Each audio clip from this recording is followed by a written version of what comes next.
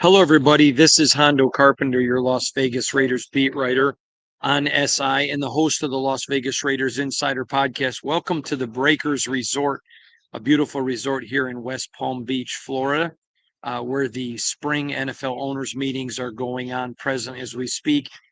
Talk today with John Spytek, Pete Carroll, Pat Carroll. I'll get into that one in a minute. It was hilarious.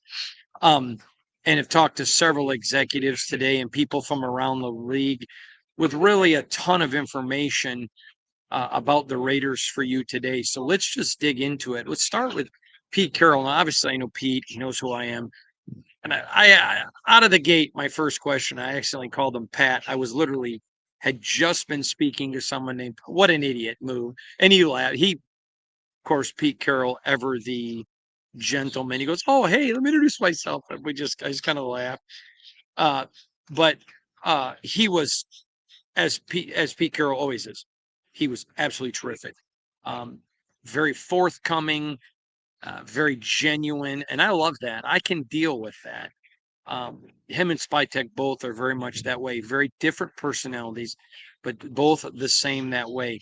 And I think one of the things that we're starting to see emerge with the Las Vegas Raiders, and people around the league are discussing it, is Pete Carroll comes in with already Hall of Fame credentials. And Pete Carroll could be uppity and be like, I don't need this guy. Um, and true to who he is as a man, Pete Carroll is very self deprecating, building John up, talks about him being the boss and going to him and sharing the vision and trying to get on the same page with him. And then John, who shares that genuine zeal of the game and respect for Pete. It has been a marriage that, granted, they are only a couple of months into it, but no one is surprised at how well it works. In fact, one executive told me, he goes, I was talking to Pete, and he goes, I know how much he loves Schneider in Seattle. And he goes, what I thought was fascinating was he was talking to me glowingly about Spytek, the way he used to talk about John. And he goes, I'm not surprised because of either one of them.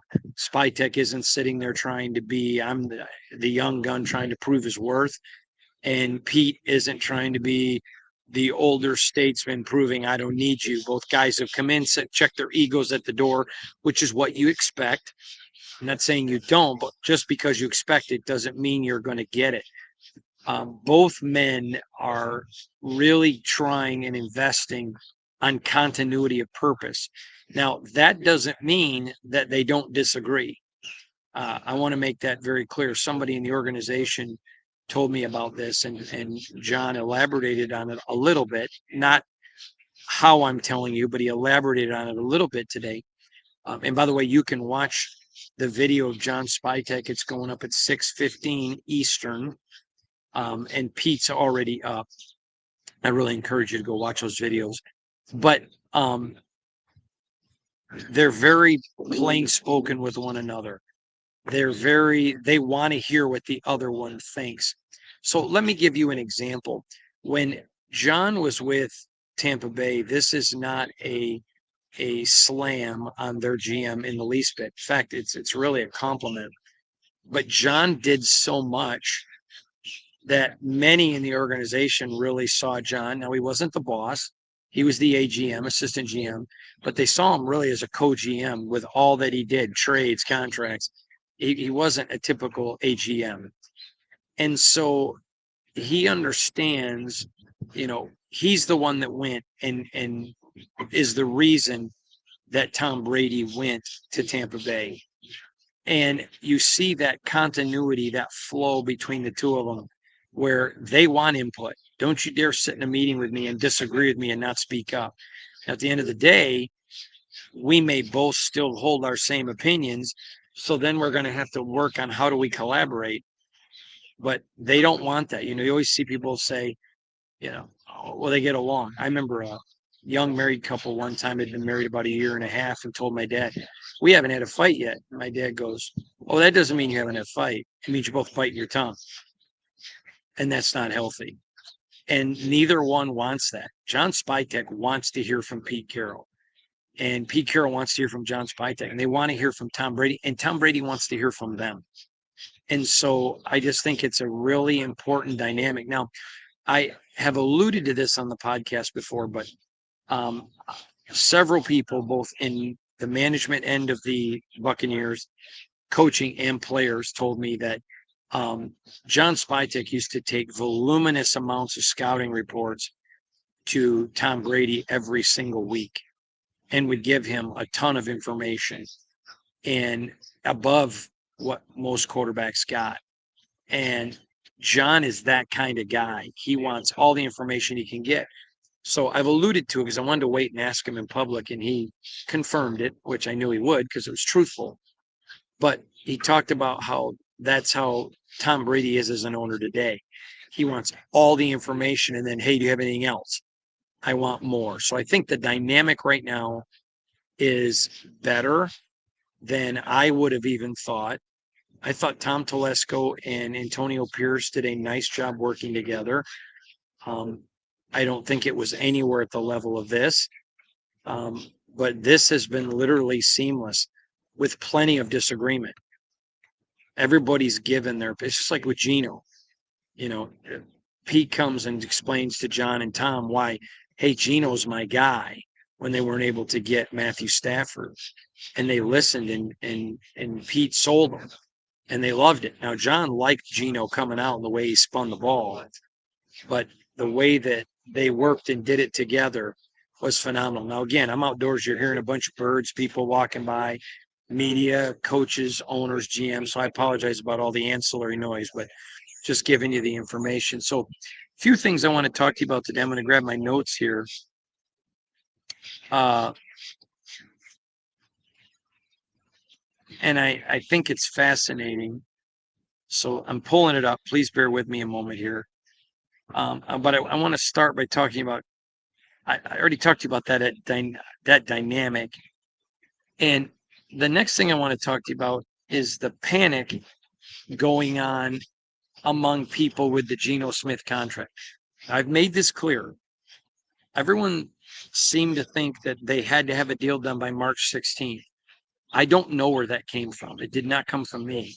I told you that he had a bonus due on March 16th, but I don't know where that came from. But that's just not reality. I expect the Raiders and Geno Smith to get a deal done. Okay, I want to make that clear, but I'm not 100%. And there still is the franchise tag, which they could do for 2 years if Geno plays phenomenal. And Geno wants to be here, then that dynamic is good. You know, now the negotiations is over guarantees and all that. But the Raiders have the franchise tag to protect them, and Geno likes being here. You know, if you get, I'll never forget one time I was covering a guy who got franchise tag, and a media person asked him, "Are you mad?" And he looked at him like he was an idiot and said, "No." Later that afternoon, me and this guy were out to eat, and he looked at me and goes, "Who gets mad at the franchise tag? It means you're one of the highest paid at your position, and it means they recognize you're one of the top guys at your position. Sure, I want the long-term security, but man, the money is great money." And that's how it would be viewed. But the relationship is completely amicable. Again, expect the deal to get done. The Raiders see him as a long-term guy, and the franchise tag protects the franchise. And Geno's protected if he doesn't think he gets the guarantees. Just play and see where it goes. Either way, he knows he's going to make big bank if he bets on himself. And guess what? Geno Smith always does. So there's no reason to panic. And anybody trying to make you panic is utterly foolish. Next, I want to talk to you about how the extension for superstar Max Crosby really defined the franchise's future. One of the things that stood out was they wanted to send a message that if you get drafted here, they want to keep you. They want you to be here. And I mentioned to John Spytek today about, Colton Miller and other guys are potential extensions because you want to re-sign them early. Tom Telesco, and Dave Ziegler wanted to sign Max to an extension, but both kept getting fired before they could. So it ended up costing the Raiders a lot of money. That's not Spytek's fault. And Spytek admitted, he goes, I want to get to know guys. I want to know the person I'm giving extra money to. And he agreed. So I think that, while I think certainly Colton Miller, if he hit the free agent next year, would be a huge one, and I expect them to do something, and I do expect it.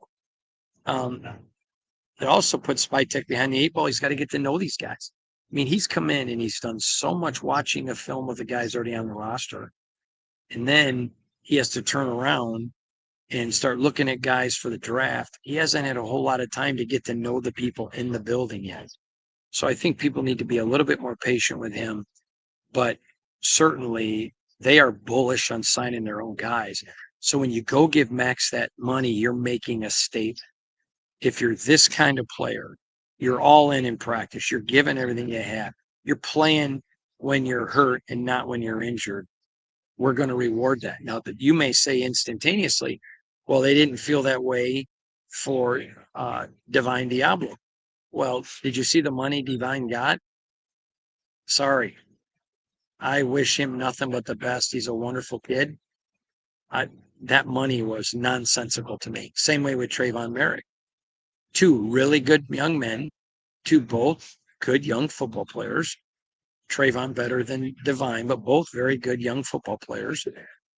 But the money, Spytek used the term today, aggressive but intelligent. You want to be aggressive signing your guys, but you have to be intelligent. And listen, I'd rather had TRE'VON Merrick than Jeremy Chin. Yes, but it's so close. When you look at the money, it's not even close. You go with Chin. And I would have done the same thing.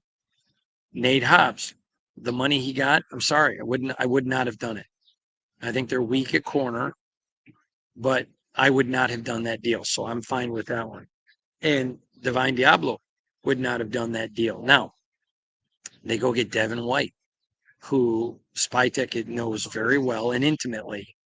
And he is very bullish on White.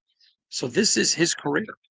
So I'm gonna say, if I had him in my ear talking like he is now, I would totally have let Divine go. I would have let Divine go, Divine Diablo, without Devin White. But that they actually feel like maybe there's an upgrade there. So, okay, great. You lose Spills, but you go get Elando, E-Rob.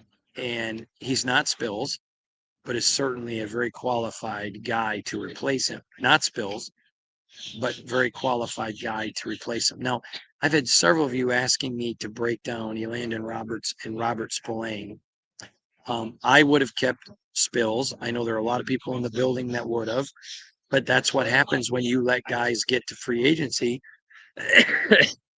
You find out, oh my gosh, their value was not what we had them at, and they lost them. Landon Roberts is a really good linebacker. He's a terrific man, a great leader. He is not as good as Robert Spillane in pass coverage. That's just truth. That's reality. But he is a thumping downhill power linebacker who can cover, but nowhere near the level of Robert Spillane. But that max deal sent a message to the young players coming up. And that was important that they do it. Now, the Raiders are extremely bullish on their offensive line. I know the fans are not. I know that, well, that's not true. I know some of the fans are, but based on what I hear, it's not even close to many of you. I am bullish. I think they're very bullish on Delmar DJ Glaze, the mule. And he said today he sees Delmar as the starter. Then you've got Colton Miller, who everybody in the league is high on, as your left tackle. So you got two solid tackles that they believe in. Then for those three internal positions, you got four guys battling. Now, I think Jackson Powers Johnson, and they see him as a center, is solid there. So I don't think there's any debate. The two tackles and the center are solid. Then you got a three-man battle royale for the guard positions, and that's Jordan Meredith, Dylan Parham, and Alex Kopp. Now, Spytek is very high on Kappa, very, very high on him. I believe that Kappa probably has the edge at one of the guard spots. So it's going to be Dylan and Jordan battling it out. Doesn't mean all three of them are going to battle, but battling it out. But I think the Raiders feel really good about those first six.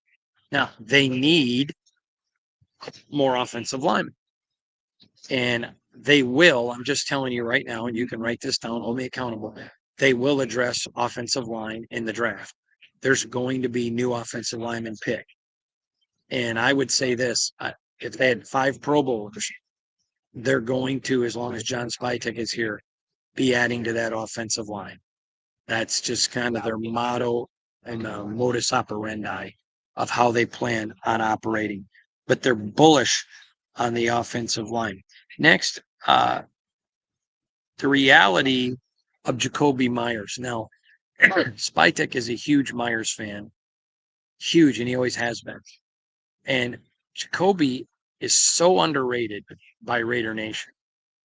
Not all of you for sure, but I cannot believe the number of people. Raiders need a number one. I mean, if you knew how foolish that sounds, the number of teams who tried to trade for Jacoby, including the Rams, wanted him as a number one. And they see him as a one. Do they want to add a threat? Absolutely. Do they need to add a threat? Yes.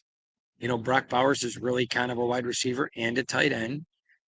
But then you've got Jacoby Myers and Trey Tucker, who, by the way, coming out in the draft, Spytek was very high on Trey Tucker. So you got some openings there. You got some young guys that are on the roster, but they're going to be adding more. But there isn't a ton of need on the offense right now. Isn't a ton there. Obviously, you need a running back, and but there isn't a ton of need.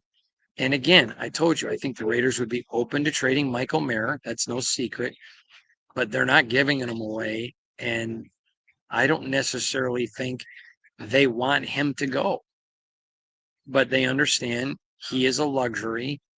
And if somebody's willing to pay for him, I believe they would let him go. But they're not out there shopping thinking, gee, let's get rid of Michael Mayer. They do believe in him and his talents.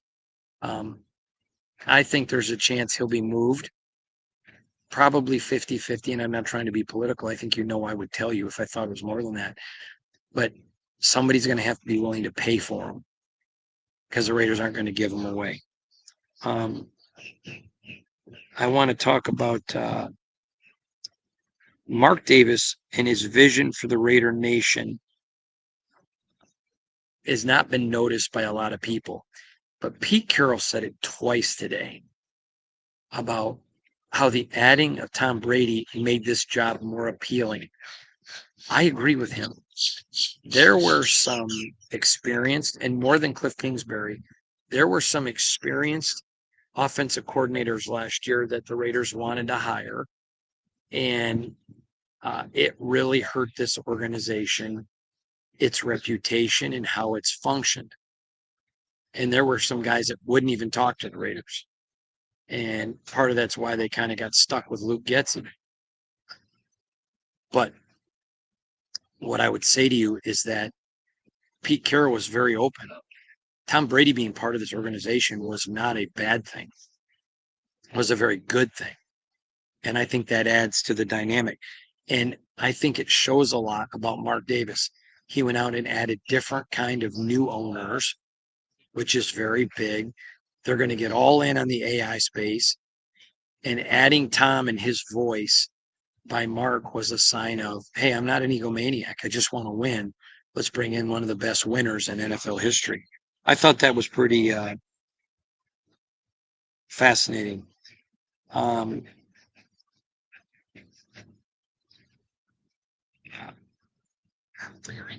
want to go back to my point to you about Spytek saying intelligent but aggressive. That's really the new model. You may remember under Telesco, it was frugal but not cheap. And that really is still part of it. It's just being called aggressive but intelligent. They knew they could have went and had Merrick and everyone that left, but they know where they want to be in as a franchise team. Yeah, they're going to go make plays for a free agent that isn't a role player every year if they need one or can go get one. And there are certain guys they probably don't mind overpaying for. But if you're going to overpay for one, you got to be frugal with others. And I think that has been their modus operandi. And that's a new approach. So that's why, a Spills isn't here. Now, still, I disagree. Spills would be here if I were the GM, but it's still almost impossible to not give a high grade to what Spytek and Carroll have done because of that new modus operandi. Um, Another thing I got a chance to talk to these guys about was, they are married to winning, not a system. And so I told you when Chip Kelly had his press conference, it was incredibly enlightening because he talked about, and not real enlightening, that's probably not the word because I already knew that about him, but refreshing.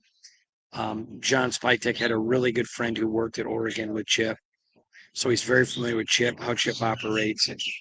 And that's how Chip operates. And it's how Pete Carroll is going to operate and how John Spytek are going to operate. So I think that dynamic with um, Chip Kelly is a very big deal. They're not married to a system. They're married to winning. Now, they believe to win in this league, you have to be able to run the football and run it successfully. But that's still not married to a system. There are a lot of ways you can run that out of a quarterback and a gun. You can run it out of an I formation. You can run it out of a wishbone. You can run it out of a single back or a split double back. But the point of the matter is they're married to winning. And that is really now where this franchise is going to go. I think year to year, you could see adjustments in what they do in altering of a system because of how they plan to operate. Um, Another one I want to talk about, uh, Al Davis. How many times, for you young guns, you probably won't remember this, but for those of you like me that are older, how many times do you remember when somebody would be really fast and the joke would be, oh, Raiders are going to pick him? I shared this story with you. My buddy Jeremy Ware was not the best college corner of all time. Great guy. But at the Michigan State Pro Day, I happened to be there, and he ran a blazing 40. And literally, the uh, one or two scouts that were there, who I know, turned and looked at me and go, Al Davis is going to pick him. Now, I'm going to be honest. I didn't think Al Davis would pick him. Just because based on his career, great kid, based on his career. But lo and behold, he got picked. Why? Speed. Al wanted speed. He didn't do a whole lot for the Raiders, but he got picked because he fit. The Spytek Carroll regime is going to be known as we want the best football players, and then we'll make our system work for them. Now, that being said, there are certain places that they're going to look at. So, for example, John Spytek and I talked about this today. Remember when Chris Peterson was the coach of the Washington Huskies? Guys loved his players because his players came pro ready. It used to be that way at Alabama with Nick Saban. It is that way now with Kirby Smart at Georgia and a few other. North Dakota State right now is producing a lot of really good football players. Um, and I'll give you another school, and I know he's my friend, but my buddy Pat Narduzzi, the head coach of the Pitt Panthers, they're producing some guys talking about defensive players, offensive linemen that come with an edge, and guys like that. So it's going to be interesting to begin to watch a pattern of where the Raiders go get their kind of guys. Michigan right now, I told Spytek today this. I said, as a Spartan, this grieves me to say it, but Michigan has a ton of talent. Last Friday, John was there at their pro day, and I mean, you're looking at a Will Johnson, you're looking at a Mason Graham, you're looking at all of the Kenneth Grant and others. There's multiple draft picks on that Michigan team. It's tough for me to say, but it's the truth. And so as they're watching this all develop and kind of um, mature, you can really get a sense um, of where this franchise is going. Now, I want to share a couple more things with you. I'm going to be at a dinner slash party reception tonight with the owners, the coaches, and the general managers. It's completely off the record. It's social, which by that means completely political. But I'll get lots of good information that I'm going to be able to share with you. Tomorrow's podcast and Wednesday are going to be very dynamic. I really encourage you to make sure that you're paying attention to those two podcasts. Um, and I'm going to give you a bunch of inside information on it. I want to remind you that a lot of people in the NFL do not want the tush push to go away. It's the least amount of injury play in the NFL, but there are some claiming it's a high potential injury play, and they're using that to legislate they can't beat Philly, so let's change the rules. Uh, there are a couple of very powerful owners behind the push to get rid of it, the push to get rid of the push. Um, I think that that ban is going to pass. And you may remember a week ago I didn't because everybody I talked to didn't want it. But I think as that started to get out a little bit, that there was a good chance it was not going to pass. Um, that a few powerful owners began to speak, and so you see a change there. And now I do expect it to pass. We'll find out tomorrow. Going to be talking to Roger Goodell tomorrow as well as tonight, but talk to Roger tomorrow. So we got a ton for you. Please keep it tuned right here to the Las Vegas Raiders Insider Podcast with our owners meeting daily updates. Really appreciate you joining us and being with us. Thank you. I'm not entitled to you watching this podcast. Not entitled to it. So I appreciate it. God bless you all. Remember, if you didn't see Pete Carroll, go watch it now. And if you're watching this before 6:15 Eastern or 3:15 Pacific, at 6:15, 3:15, the Spy Tech video will come up. You don't want to miss that. Thanks, everybody.